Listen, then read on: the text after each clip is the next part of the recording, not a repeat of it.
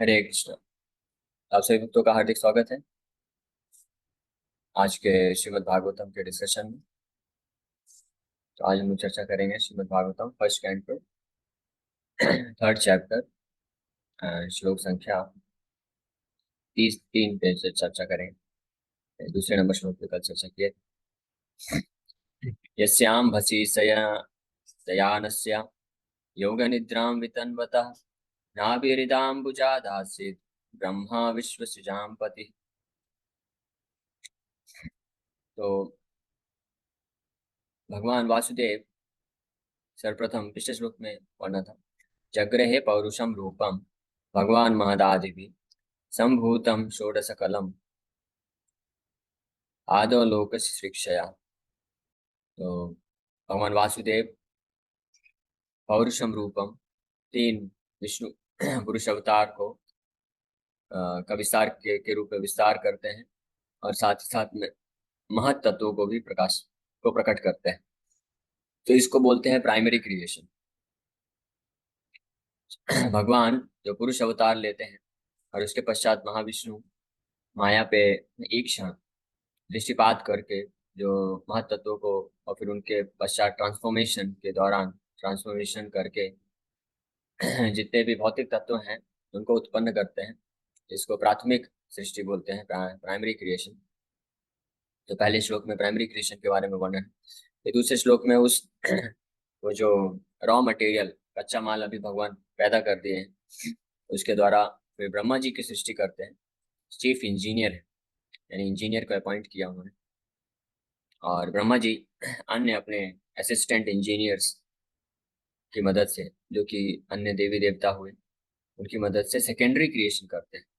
तो इस दूसरे श्लोक में जो द्वितीय सृष्टि है, सेकेंडरी क्रिएशन, उसके लिए ब्रह्मा जी की आवश्यकता है। ब्रह्मा जी को भगवान अपने नाभि पद्म से प्रकट करते हैं।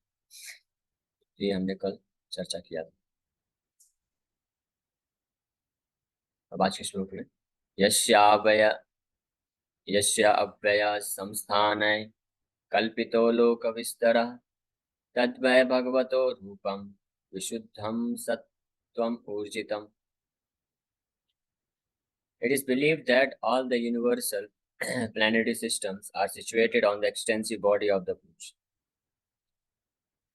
But he has nothing to do with the created material ingredients. His body is eternally in spiritual existence per excellence. यस्य अव्यय संस्थान है, यस्य अव्यय अवयव अवयव यस्य अवयव संस्थान है कल्पितो लोक विस्तरः। तो भगवान महाविष्णु के शरीर से, रोम रोम से अनंत कोटि ब्रह्मांड प्रकट होते हैं। और वो जो ब्रह्मांड है वास्तव में वो भगवान की यूनिवर्सल बॉडी, यूनिवर्सल फॉर्म जो है, विराट रूप जिसको बोलते हैं, उस विराट रूप के अंतर्गत के अंदर ही स्थित रहते हैं। इसलिए बोला जाता है कि समस्त ब्रह्मांड भगवान के शरीर के अंदर विद्यमान, यानी उस सारे ब्रह्मांड को धारण करते हैं भगवान खुद, और इसीलिए वो परमात्मा कहलाते हैं। इस भौतिक ब्रह्मांड के परमात्मा कहलाते हैं। इसका विस्तार से वर्णन दूसरे स्कंद में किया जाएगा, जिसमें सुखदेव गोस्वामी भगवान के विराट रूप का वर्णन करेंगे। कल्पितो लोक विस्तरः तद्वै भगवतो रूपम। लेकिन जो भगवान का ओरिजिनल रूप है, विशुद्धम सत्वम ऊर्जितम, वो अपने शुद्ध विशुद्ध दिव्य अवस्था में हमेशा बना रहता है। यानी शास्त्रों में जब ऐसा वर्णन है कि भगवान की विराट रूप में प्रकट होकर के इस भौतिक ब्रह्मांड के रूप में प्रकट होते हैं, बनते हैं, यानी भौतिक पूरा संपूर्ण भौतिक ब्रह्मांड और कुछ नहीं है बल्कि भगवान ही है, भगवान का ही एक यूनिवर्सल बॉडी। तो इसका मतलब ये नहीं है कि भगवान का जो अपना दिव्य स्वरूप है, भगवान कृष्ण, भगवान नारायण के रूप में, वो खत्म हो जाता है, जैसा कि मायावादी लोग सोचते हैं। वो सोचते हैं कि जहाँ पे शास्त्रों में वर्णन है कि भगवान ही व्याप्त है इस ब्रह्मांड के रूप में, अपने आप को व्याप्त करते हैं और इसलिए भगवान हर जगह है। तो इसका मतलब ये हो गया कि भगवान का अपना जो दिव्य स्वरूप है वो अभी नष्ट हो चुका है और वो अपने आप को इस भौतिक ब्रह्मांड के रूप में व्याप्त कर लिए। लेकिन ये गलत है। इस बात का खंडन करने के लिए यहाँ पे तीसरे चौथे लाइन में सूत गोस्वामी बड़े स्पष्ट रूप में बता रहे हैं, तद्वै भगवतो रूपम। वही मतलब होता है निश्चित रूप में वही। तद मतलब जो ओरिजिनल पिछले श्लोकों में जो चर्चा किया जा रहा है, जिन भगवान दिव्य भगवान वासुदेव भगवान कृष्ण जो अपनी दिव्य अवस्था में रहते हुए, जब भौतिक ब्रह्मांड भौतिक सृष्टि की रचना नहीं हुई है, तो भौतिक सृष्टि के पूर्व भगवान नारायण जिस अपने दिव्य स्वरूप में रहते हैं, तद्वै भगवतो रूपम विशुद्धम सत्वम ऊर्जितम। वही भगवान का रूप हमेशा विद्यमान रहता है।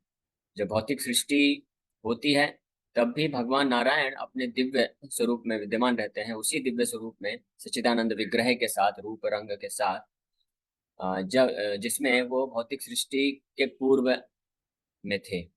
और भौतिक सृष्टि के दौरान भी भगवान नारायण यथारूप अपने विशुद्ध सतोगुण में, शुद्ध सत्व में, दिव्य अवस्था में विद्यमान रहते हैं।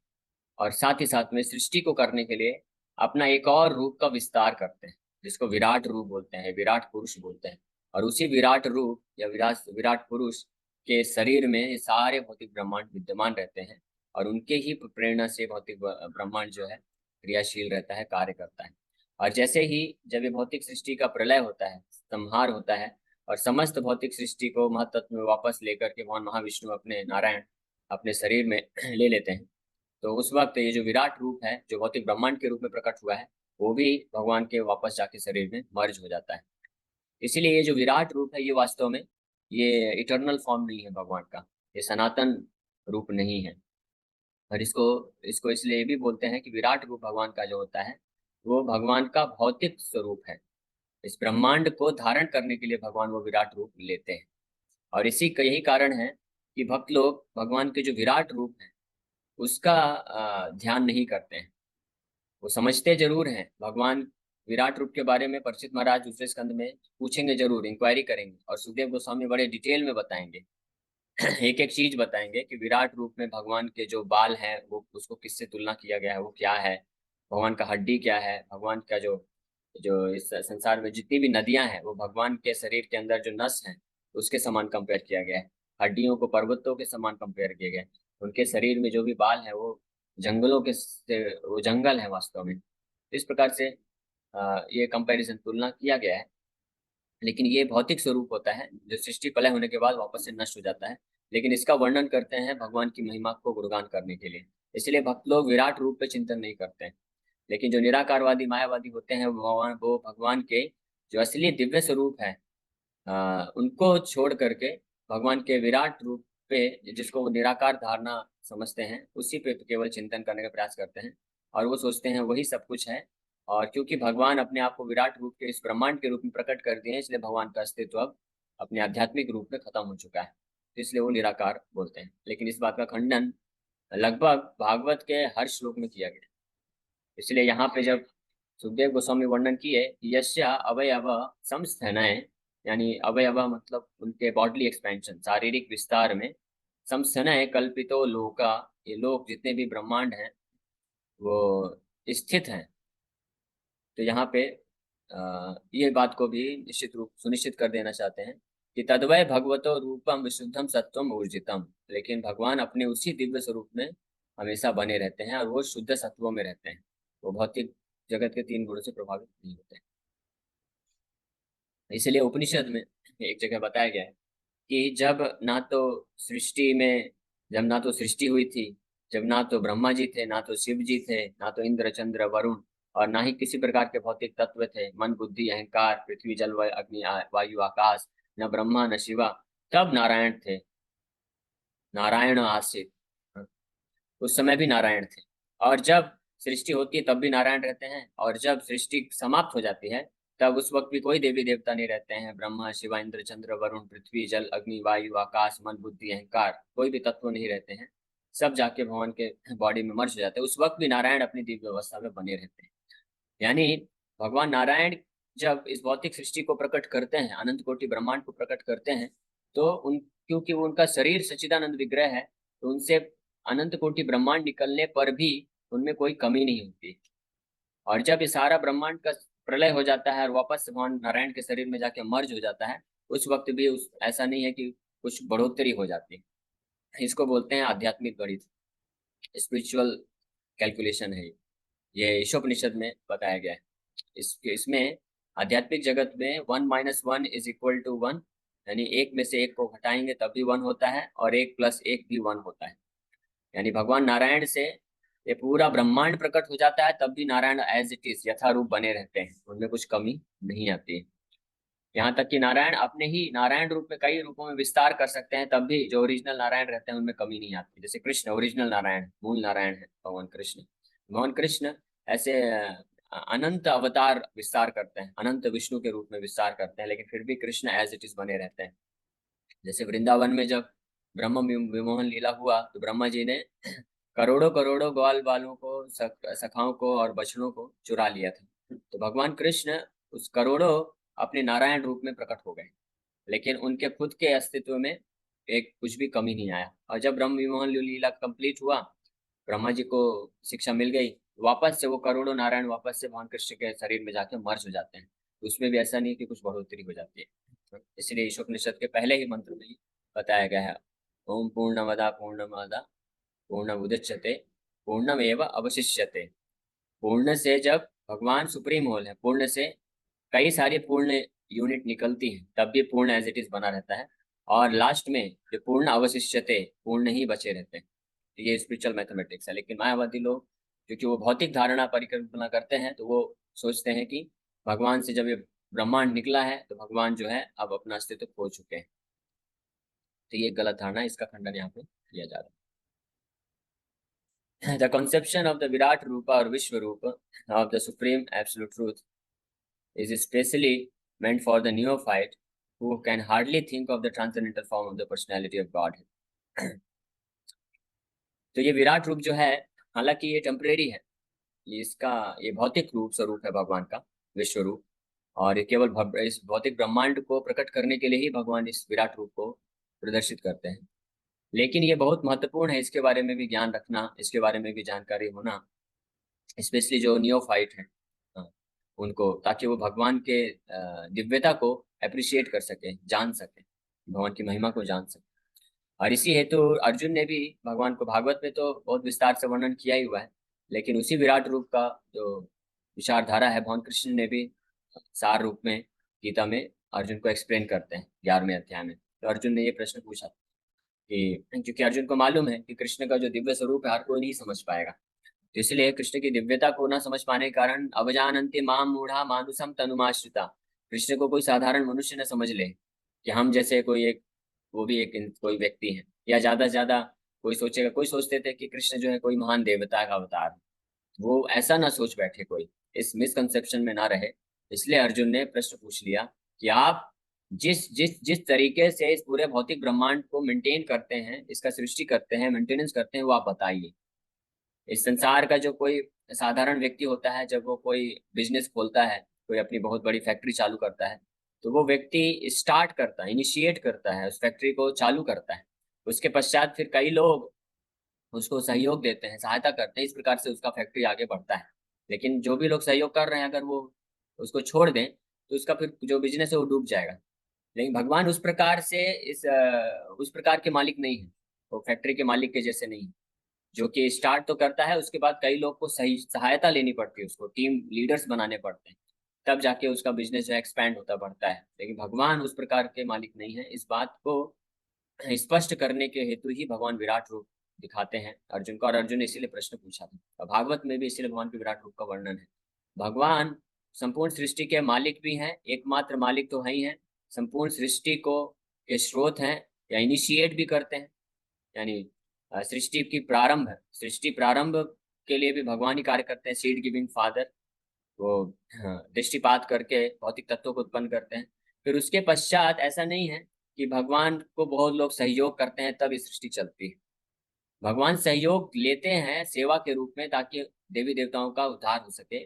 लेकिन इस विराट रूप के द्वारा, ये इस विराट रूप का जो सिद्धांत है, इसको अगर कोई समझेगा अच्छे से तो वो जान पाएगा कि वास्तव में ये समस्त भौतिक ब्रह्मांड में जो भी कुछ चल रहा है, ये भगवान के शरीर के अंदर ही चल रहा है, और वास्तव में भगवान ही सब कुछ कर रहे हैं। लेकिन वो करवाते हैं देवी देवताओं के माध्यम से, ताकि उनको भगवान की सेवा करने का अवसर मिल जाए, और वो अपने आप को इस संसार से, वो भी क्योंकि वो भी बद्ध जीव है संसार में, लेकिन वो पुण्यवान है, हमसे ज्यादा एडवांस है, वो भक्त है भगवान के, तो उनको मौका दे करके भगवान उनका उद्धार करना चाहते हैं। जैसे भगवान रामचंद्र को सेतु बनाने की आवश्यकता नहीं थी, और ना ही रावण को वध करने के लिए लंका जाने का जरूरत थी। भगवान तो लंका में ऑलरेडी थे, रावण के हृदय में ही बैठे हुए हैं भगवान परमात्मा के रूप में। वहीं से केवल परमात्मा के रूप में भगवान राम उसके हृदय में थे। अगर भगवान को मारना ही होता तो बस परमात्मा के रूप में है, उस शरीर को छोड़ के निकल जाते हैं, तो जो रावण आत्मा है वो भी पीछे पीछे चला जाता, शरीर वहीं के वहीं धराशायी हो जाता है और अपने आप सीता माता को प्राप्त कर लेते हैं। तो फिर लेकिन लंका क्यों गए भगवान, और सेतु क्यों बनवाया? क्योंकि इतने अरबों की संख्या में वानर सेना है, उनके भक्त हैं, तो उनको सेवा मिलना चाहिए ना, नहीं तो वो उपद्रव करते रहेंगे, रजोगुण में रह जाएंगे। हाँ? इसीलिए प्रभुपाद जी बताते हैं कि Chaitanya Mahaprabhu could have preached this Krishna consciousness movement all over the world by himself. Chaitanya Mahaprabhu चाहते हैं तो खुद जो है कृष्ण प्रेम को पूरे विश्व में, पूरे पृथ्वी में नहीं, पूरे ब्रह्मांड में बांट सकते हैं। लेकिन चैतन्य महाप्रभु बोलते हैं, हालांकि वो पूर्ण समर्थ हैं, लेकिन बोलते हैं एकला मालिया मालिया में कत फल खा, कि मैं अकेला माली हूँ, गार्डनर हूँ, मैं कितने फल खाऊंगा। और इतने सारे फल हैं, कृष्ण प्रेम रूपी फल का वर्णन कर रहे हैं, उससे वृक्ष से कंपेयर करते हैं, फल से कंपेयर करते हैं। चैतन्य चरितमृत में जब हम पहुंचेंगे 10वें 9वें 10वें अध्याय के आसपास, तो वहां पे वर्णन आएगा। तो महाप्रभु बोलते हैं कि मेरे इस बगीचे में बहुत सारा फल है कृष्ण फल रूपी, मैं ज्यादा सब खा भी नहीं सकता हूँ, और इतने सारे फल हैं कि मैं अकेले बांट भी नहीं सकता हूँ। इसलिए आप सब लोग आइए और मुझे सहायता करिए बांटने में, कृष्ण प्रेम को पूरे विश्व में बांटने के लिए। तो महाप्रभु इस प्रकार से रिक्वेस्ट करते हैं, लेकिन वास्तव में वो ऐसा नहीं कि समर्थ नहीं है, वो कर सकते हैं, लेकिन हमको सेवा में लगाने के लिए वो करते हैं। इसलिए प्रभुपाद जी बोले कि Shri Chaitanya Mahaprabhu preached only in India. Chaitanya Mahaprabhu ने केवल भारत में प्रचार किया, क्यों? Because he wanted to give me the credit to preach all over the world. क्योंकि वो मेरे ऊपर कृपा करना चाहते थे, और मुझे उन्होंने अवसर दिया कि मैं विश्व में जाके प्रचार कर सकूं। और इसीलिए प्रभुपाद जी या कोई भी शुद्ध वैष्णव भगवान श्री चैतन्य महाप्रभु का ब्रह्मांड तारिते शक्ति धरे जने जाने, कि ब्रह्मांड को तारण करने का शक्ति एक एक भक्त रखता है, शुद्ध भक्त की बात कर रहे हैं। तो चैतन्य महाप्रभु का एक एक शुद्ध भक्त में इतनी शक्ति है कि केवल पृथ्वी में नहीं है, पूरे ब्रह्मांड को तार सकता है, देवी देवताओं को भी उसका उद्धार कर सकता है, इतनी शक्ति होती है। और ऐसे चैतन्य महाप्रभु के करोड़ों करोड़ अनलिमिटेड डिवोटीज हैं। लेकिन फिर भी महाप्रभु की इच्छा से हर भक्त जो आता है वो अपना अपना कुछ कार्य करते हैं जितना महाप्रभु चाहते हैं, और उसके पश्चात अन्य भक्तों को सेवा मिलती है। और इस प्रकार से ये मिशन इस तरह से एक्सपैंड होता है, लेकिन गारंटीड है, ये तो होने वाला है। जैसे अर्जुन तो भगवान बोले कुरुक्षेत्र में यहाँ पे जितने भी करोड़ों लोग आए हैं इनको मैं ऑलरेडी मार चुका हूँ, लेकिन निमित्त मात्रम भव सव्यसाचिन, आप निमित्त बन जाओ अर्जुन, अगर आप मार दोगे तो आपको क्रेडिट मिल जाएगा, इसलिए मैं आपको प्रेरित कर रहा हूँ। और आप उसको भागो मत, आप नहीं मारोगे तो ये मत सोचो आप युद्ध छोड़ के चले जाओगे, तो ये मरने नहीं वाले हैं, ये मरने वाले हैं। इस 18 दिन के बाद इस युद्ध क्षेत्र से कोई भी बच के जाने वाला नहीं, भगवान पहले ही डिक्लेयर कर दिए। तो इस प्रकार से भगवान विश्व रूप के विराट रूप के माध्यम से समस्त भौतिक ब्रह्मांड के कण कण में अपने आप को व्याप्त करते हैं, और एट द सेम टाइम उसी समय भगवान अपना जो इंडिविजुअल व्यक्तिगत दिव्य स्वरूप है उसको बना के रखते हैं आध्यात्मिक जगत में। तो ये हमेशा ध्यान रखना चाहिए। गोलोक एव निवसत्य अखिलात्म भूतो गोविंदमादि पुरुषम तमहम भजामि। ब्रह्मा जी ब्रह्म संहिता में बताते हैं कि भगवान श्याम सुंदर कृष्ण गोलोक एव मतलब निश्चित रूप में या केवल गोलोक एव निवसति, वो गोलोक वृंदावन धाम में ही रहते हैं और उसको छोड़ के कहीं जाते नहीं। लेकिन फिर भी उसी समय पे अखिलात्म भूतो समस्त जीवात्माओं के अंदर, समस्त भौतिक तत्वों के अंदर भी अपने आप को व्याप्त कर लेते हैं। ये भगवान की इनकंसीबल पोटेंशियल, अचिंत्य शक्ति इसको बोलते हैं भगवान की। अचिंत्य शक्ति खलु तत्र, उपनिषद में भी वर्णन है, वेदों में भी, कि भगवान की पराश शक्ति विविधाय व श्रूयते स्वाभाविकी ज्ञान बल क्रिया। पराश्य मतलब भगवान की शक्ति विविधा है, बहुत वैरायटी की शक्तियां हैं, और स्वाभाविक रूप से ज्ञान बल क्रिया चा, वो भगवान की इच्छा अनुसार नेचुरली स्वाभाविक रूप से वो कार्य करते हैं। उन शक्तियों में बल और क्रिया भी होता है, साथ में ज्ञान भी है, चेतन भी है। इस भौतिक जगत की जो एनर्जी होती शक्ति होती है, जैसे इलेक्ट्रिसिटी है, उसमें चेतना नहीं है, उसको आपको जाके करना पड़ेगा वर्क, तब वो फंक्शन करेगा, है ना? आपको जाके स्विच ऑन करना पड़ेगा, तब तब पंखा घूमेगा। लेकिन भगवान की जो आध्यात्मिक शक्ति होती है, तो भगवान को केवल इच्छा करना होता है कि पंखा चलाना है, और वो जो शक्ति है इलेक्ट्रिसिटी वो अपने आप चल जाती है, क्योंकि उसके अंदर एक और फीचर है, ज्ञान बल क्रिया। बल भी है, शक्ति भी है, क्रिया मतलब कार्य भी कर सकती है, साथ में ज्ञान भी है, कॉन्शियसनेस भी है। तो ये इसीलिए यही कारण है कि भगवान को खुद पर्सनली व्यक्तिगत रूप में आना नहीं पड़ता है, वो केवल इच्छा करते हैं और दृष्टिपात करने मात्र से समस्त भौतिक ब्रह्मांड क्रियाशील हो जाता है, और उसी को वो जो व्यापक है भगवान इस शक्ति के रूप में, उसी को विराट रूप बोला जाता है, और इस सृष्टि लीला के लिए भगवान अपने आप को प्रकट करते हैं। To him, a form means something of this material world, and therefore an opposite conception of the absolute is necessary in the beginning to concentrate the mind on the power extension of the Lord. As stated above, the Lord extends his potency in the form of the Mahatattva, which includes all material ingredients. The extension of power by the Lord and the Lord himself personally are one in one sense, but at the same time, the Mahatattva is different from the Lord. Therefore, the potency of the Lord and the Lord are simultaneously different and non-different.